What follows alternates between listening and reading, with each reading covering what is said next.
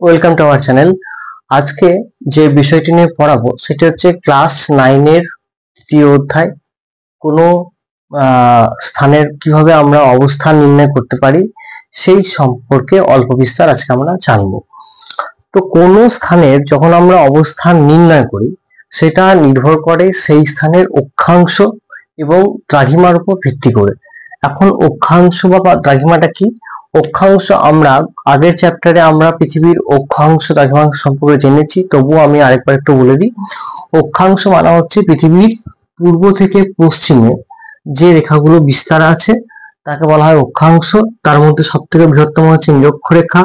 হ্যাঁ, আগে আমরা রবিবার বা সূর্যের আপাত গতি, হ্যাঁ, তারপর তোমার জলবিশ্ব মহাবিশ্ব ইত্যাদি পড়ানোর সময় অক্ষাংশ দ্রাঘিমাংশ সম্পর্কে অনেক কিছু জেনেছি।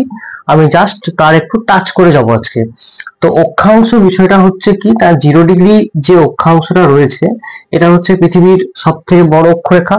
কারণ ও পৃথিবীর মাঝখান মোটা আমরা জানি, সেহেতু অক্ষরেখার মধ্যে সব থেকে বড় হচ্ছে 0 ডিগ্রি। একে আমরা মহাবৃত্ত বলে থাকি। ঠিক আছে, এরপর যত আমরা 1 ডিগ্রি 1 ডিগ্রি করে 90 ডিগ্রি পর্যন্ত, এদিকে 90 ডিগ্রি পর্যন্ত। টোটাল অক্ষরেখার সংখ্যা কত? টোটাল অক্ষরেখার সংখ্যা হচ্ছে 179টি। ঠিক আছে, এটা হচ্ছে টোটাল অক্ষরেখার সংখ্যা। দ্রাঘিমান যত উপর দিকে যায় অক্ষরেখার মান বৃদ্ধি হতে থাকে, কিন্তু অক্ষরেখার দৈর্ঘ্য কমতে থাকে, যার কারণে অনেক সময় পৃথিবীর আবর্তন গতির যে গতিবেগ সেটা পরিবর্তন হয়। যেমন নিরক্ষরেখার কাছে হচ্ছে তোমার 1632 কিলোমিটার প্রতি ঘন্টা গতিবেগে পৃথিবী ঘুরছে। ঠিক অপর দিকে যে 64.5 ডিগ্রি অক্ষরেখা বরাবর আমরা যাই, সেখানে দেখা যাবে কি 830 কিলোমিটার প্রতি ঘন্টা এরকম গতিবেগে আমাদের পৃথিবী কিন্তু ঘুরছে। অত ডিটেলস আমি এখন যাচ্ছি না, কারণ তাহলে মেইন টপিকে ঢোকা যাবে না। এখন হচ্ছে কি 129টি, তাহলে 179টি হচ্ছে আমার অক্ষরেখা। এবং দ্রাঘিমা রেখা যেগুলো হচ্ছে তোমার হচ্ছে উত্তর থেকে দক্ষিণে বিস্তৃত, সেগুলো কত না 360টি। ঠিক আছে, এইবার কোন স্থানের যখন আমরা বর্তমানে আমরা মোবাইলে যে গুগল ম্যাপ ব্যবহার করি বা প্লে স্টোরে জিপিএস ক্যামেরা বলে যে অ্যাপ্লিকেশনটি রয়েছে, তাতে দেখবে এখানে লেখা থাকে এরকম যে কোন স্থানের, ধরো এটা যদি আমি পৃথিবী হয়, আমি এই জায়গার অবস্থানটা বার করব, তাহলে আমরা জানি কি যে অক্ষরেখাগুলি কি হয় 1 ডিগ্রি 1 ডিগ্রি অন্তর, মানে 0 ডিগ্রি পর 1 ডিগ্রি 2 ডিগ্রি 3 ডিগ্রি 4 ডিগ্রি করতে করতে এরকম 37 ডিগ্রি হয়েছে, বাড়তে বাড়তে বাড়তে বাড়তে 90 ডিগ্রি। 1 ডিগ্রি অন্তর অক্ষরেখাগুলি বিস্তার রয়েছে। ঠিক দ্রাঘিমা রেখাগুলো তাই 1 ডিগ্রি অন্তর অন্তর দ্রাঘিমা রেখাগুলো বিস্তার রয়েছে। এই দ্রাঘিমা রেখা বিস্তারের জন্য কি হয়, অক্ষরেখা এবং দ্রাঘিমা রেখা পরস্পর বিস্তারের জন্য একটা জালের মতন আকার সৃষ্টি হয়, হয়তো ঠিক একই কারণের জন্য এই জালকের মতন আকার, এই মাঝের যে কক্ষগুলো রয়েছে, জালকের মতন আকারের মাঝের যে কক্ষগুলো, এগুলোকে এক একটাকে বলা হয় হচ্ছে গ্রিড। এই জালকের মতন ও কক্ষগুলোকে এক একটাকে বলা হয় হচ্ছে তোমার গ্রিড বলা হয়। তো এই গ্রিডগুলোর ভিত্তিতে, গ্রিডগুলোর উপর ভিত্তি করে এবং অক্ষরেখা দ্রাঘিমা রেখার যে জাল রয়েছে সেই জালগুলোর উপর মানে অক্ষরেখা এবং দ্রাঘিমা রেখার উপর ভিত্তি করে সেই জায়গার আমরা অক্ষাংশ নির্ণয় করতে পারি, বা সেই জায়গার কোন জায়গার অবস্থান আমরা নির্ণয় করতে পারি। যেমন দেখবে যে জিপিএস ক্যামেরার যে কথাটা আমি বললাম এখনই, ওখানে দেখবে কোন জায়গার অক্ষাংশ লেখা রয়েছে যে এরকম 23 ডিগ্রি 20 মিনিট 30 সেকেন্ড। এই যে আমি ডিগ্রির চিহ্ন হিসাবে আমরা গোল্ড এরকম ব্যবহার করি, মিনিটের চিহ্ন হিসাবে আমরা একটা ডট এরকম ব্যবহার করি, এবং যখন সেকেন্ড হয় তখন হচ্ছে আমার দুটো এরকম দাগ আমরা ব্যবহার করি। ঠিক আছে, এখন যে 1 ডিগ্রি রয়েছে, 1 ডিগ্রি দ্রাঘিমার পার্থক্যে যে সময়ের পার্থক্য হয় হচ্ছে 4 মিনিট। মানে তুমি যদি এখান থেকে যে দ্রাঘিমা রেখাগুলি আমাদের পৃথিবীর উপর বিস্তার লাভ করছে, যে দ্রাঘিমা রেখাগুলো, এগুলো তুমি যদি 1 ডিগ্রি পূর্ব দিকে যাও বা 1 ডিগ্রি পশ্চিম দিকে যাও, তাহলে আমার সময়ের পার্থক্য হয় হচ্ছে 4 মিনিট।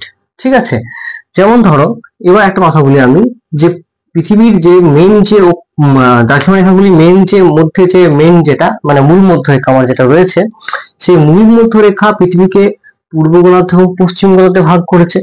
ডান দিকটা হয় পূর্ব গোলার্ধ, বাম দিকটা হয় পশ্চিম গোলার্ধ। পূর্ব গোলার্ধ মানে কি? পূর্ব গোলার্ধ মানে হচ্ছে সূর্য কিন্তু আগে উঠবে ওখানে। যেমন আমরা জাপানকে কি বলে থাকি? আমরা নিপ্পন বলে থাকি, বা সূর্যোদয়ের দেশ বলে থাকি জাপানকে। জাপানে হচ্ছে প্রথম সূর্যোদয় হয়, ওই জন্য জাপানকে আমরা নিপ্পন বলি। বেশ, নিপ্পন বা সূর্যোদয়ের দেশ। বেশ, এখন এই যে 100 তোমার অক্ষরেখা বরাবর সূর্য প্রথমে উঠলো, তাহলে নিশ্চয় এখানে সূর্য প্রথমে অস্ত যাবে, তারপরে আমার সর্বশেষ প্রান্তে এদিকে অস্ত যাবে আমার। ঠিক আছে, যত পশ্চিম গোলার্ধে যাব তত সূর্য দেরিতে উঠবে। এটা আমি পরে পরে যখন অঙ্কে ঢুকবে তখন আরো ভালো করে বিষয়টা বুঝতে পারবো। এখন এটা জেনে রাখো, যত পূর্ব দিক যাব তত সময় আমার এগোবে, যত পশ্চিম দিকে যাব তত আমার সময় হচ্ছে পশ্চাৎবর্তী হবে বা সময় আমার পেছাবে। এখন কোন স্থানের অক্ষাংশ কিভাবে নির্ণয় করব? অক্ষাংশ নির্ণয় করব তার একটাই কারণ, তার পদ্ধতিটা কি, যে কোন স্থানের সাপেক্ষে, ধরো এটা হচ্ছে নিরক্ষরেখা, এখানে আমি কোন স্থানের পৃথিবীর এইরকম জায়গাতে আমি তার অবস্থান নির্ণয় করব। এই কোন স্থানের সাপেক্ষে যে নিরক্ষরেখা রয়েছে, যে পৃথিবীর কেন্দ্র রয়েছে, সেখান থেকে একটি যদি সরলরেখা টানা হয় এবং সেই সরলরেখা যে আমাদের যে নিরক্ষরেখা রয়েছে বা সবচেয়ে বৃহৎ যে অক্ষরেখা রয়েছে তার সঙ্গে যে পরিমাণ কোণ উৎপন্ন করে, সেটাই হচ্ছে সেই স্থানের অবস্থান। ঠিক আছে, এই কনসেপ্টটার উপর ভিত্তি করে আমরা এক ধরনের যন্ত্র হয় যেটা হচ্ছে সেক্সট্যান্ট বলে, SEXTANT, সেক্সট্যান্ট। এই যন্ত্রের সাহায্যে হচ্ছে তুমি যদি কোনো একটা জায়গার সাপেক্ষে উত্তর গোলার্ধে ধ্রুবতারা এবং দক্ষিণ গোলার্ধে হ্যাডলির অক্টেন্ট নামক যে নক্ষত্র রয়েছে, সেই হ্যাডলির অক্টেন্ট এবং উত্তর গোলার্ধে হচ্ছে তোমার হচ্ছে ধ্রুবতারার দিকে এই সেক্সট্যান্ট যন্ত্রের মুখটা করে রাখো, সেখানে একটা কোণ দেখাবে, সেই কোণটা হচ্ছে তোমার হচ্ছে ধ্রুবতারার উন্নতি কোণ বলা হয়। মানে ধ্রুবতারা তোমার সঙ্গে কোন অ্যাঙ্গেলে রয়েছে সেইটা আমরা কিন্তু এই সেক্সট্যান্ট যন্ত্রের সাহায্যে আমরা দেখতে পাই। তাহলে কোন স্থানের অক্ষাংশ কিভাবে নির্ণয় করা যায়? না, কোন স্থানকে পৃথিবীর কেন্দ্র বরাবর কাল্পনিক রেখা দ্বারা যোগ করলে পৃথিবীর নিরক্ষরেখার সঙ্গে যে কোণ উৎপন্ন হয় তাকেই বলা হয় হচ্ছে তোমার সেই স্থানের অক্ষাংশ। এইভাবে নির্ণয় করা যায়। এরপর আসি কি, যে নিরক্ষীয় তল জিনিসটা কি? নিরক্ষীয় তল কাকে বলে? নিরক্ষীয় তল হচ্ছে পৃথিবীকে যদি নিরক্ষরেখা বরাবর আমি কেটে দিই, একটা ছবি দেখো আমি মোটামুটি রাখার চেষ্টা করেছি, তো এখানে আমি নিরক্ষরেখা বরাবর পৃথিবীকে আমি দুভাগ করে দিয়েছি, এটা একটা তল, এটা একটা তল। এই যে নিরক্ষরেখা বরাবর কাটলে যে তল পাওয়া যায়, এই যে তলটা যে পাওয়া গেছে, এই তলটাকে বলা হয় হচ্ছে আমার কি তল? এই তলটাকে বলা হচ্ছে আমার নিরক্ষীয় তল। ঠিক আছে, এবার পৃথিবীতে তিনটে আমার তাপ বলয়, মেন তাপ বলয় হিট অঞ্চল তিনখানা আছে। একটা হচ্ছে কি, এই যে 0 ডিগ্রি থেকে 37 ডিগ্রি অক্ষরেখা পর্যন্ত এই অঞ্চলটাকে বলা হয়, এই অঞ্চলটাকে তোমার বলা হয় হচ্ছে উষ্ণমণ্ডল। কি বলা হয়? উষ্ণমণ্ডল। ঠিক আছে, এই অঞ্চলটাকে বলা হয় হচ্ছে উষ্ণমণ্ডল। 23.5 ডিগ্রি উষ্ণমণ্ডল, 23.5 ডিগ্রি থেকে 64 ডিগ্রি, এই অঞ্চলটাকে বলা হয় তোমার, এই অঞ্চলটাকে তোমার বলা হয় হচ্ছে কি অঞ্চল? এই অঞ্চলকে বলা হয় হচ্ছে নাতিশীতোষ্ণ অঞ্চল। এদিকেও তাই, এই অঞ্চলটাকে বলা হয় হচ্ছে নাতিশীতোষ্ণ অঞ্চল। ঠিক আছে, 64 ডিগ্রি থেকে 90 ডিগ্রি পর্যন্ত এই অঞ্চলটাকে বলা হয় হচ্ছে হিমমণ্ডল বা শীতল অঞ্চল। এই অঞ্চলটাকে বলা হয় হচ্ছে তোমার হিমমণ্ডল। 64 ডিগ্রি থেকে 90 ডিগ্রি পর্যন্ত অঞ্চলকে বলা হয় হচ্ছে হিমমণ্ডল। ঠিক আছে, বা অনেক অনেক বই এরকম থাকতে পারে যে 0 ডিগ্রি থেকে 37 ডিগ্রি পর্যন্ত হচ্ছে উষ্ণমণ্ডল, 37 ডিগ্রি থেকে 60 ডিগ্রি পর্যন্ত হচ্ছে তোমার হচ্ছে নাতিশীতোষ্ণ মণ্ডল, 60 ডিগ্রি থেকে 90 ডিগ্রি পর্যন্ত হচ্ছে তোমার যে শীতল মণ্ডল বা হিমমণ্ডল। তো আমরা তাহলে আমরা শিখলাম কি নিরক্ষীয় অক্ষাংশ কিভাবে আমরা নির্ণয় করি, সেক্সট্যান্ট যন্ত্রের কাজ কি, ধ্রুবতারা উন্নতিকোণ মাপা যায়, এবং দক্ষিণ গোলার্ধে হ্যাডলির অক্টেন্ট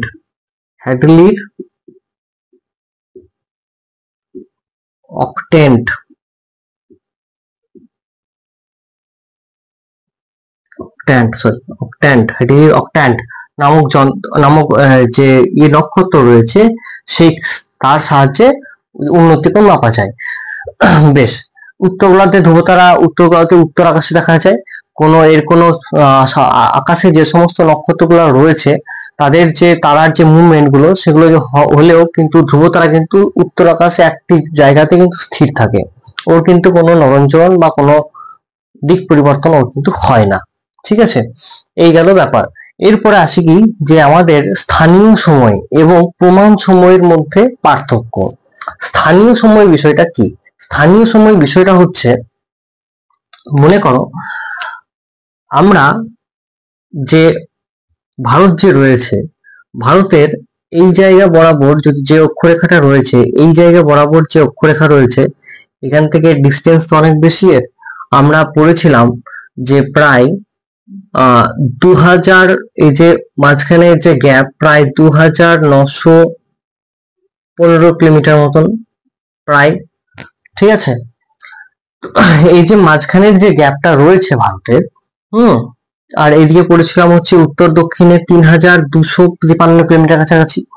তো এখন যে 2915 কিলোমিটার যে গ্যাপটা রয়েছে, এই গ্যাপটার মধ্যে তাহলে নিশ্চয় সময়ের পার্থক্য হবে। সব থেকে ভারতের প্রথম সূর্য ওঠে কোথায়? অরুণাচল প্রদেশ।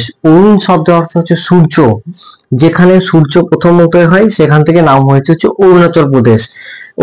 অরুণাচল প্রদেশ, এবং সব থেকে লাস্টে সূর্য ওঠে কোথায়? গুজরাট। ঠিক আছে, গুজরাট হচ্ছে সব থেকে লাস্টে এখানে সূর্য ওঠে, এবং সব থেকে লাস্টে সূর্য অস্ত যায় হচ্ছে এর মধ্যে, আমাদের টোটাল ভারতের মধ্যে।